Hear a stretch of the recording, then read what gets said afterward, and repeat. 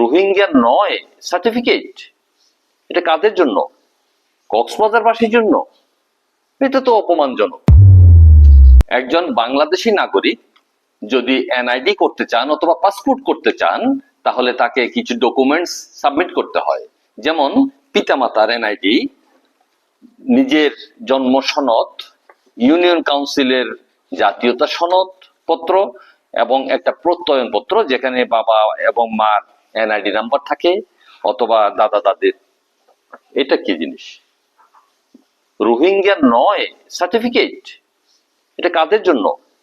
কক্সবাজারবাসীর জন্য। এটা তো অপমানজনক।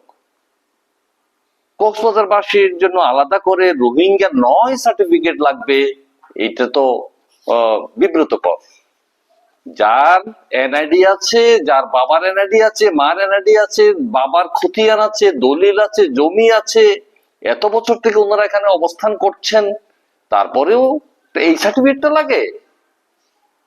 আমরা আশা করছি যথাযথ কর্তৃপক্ষ কক্সবাজারবাসীর উপর থেকে এই বিষয়টি তুলে নেবেন।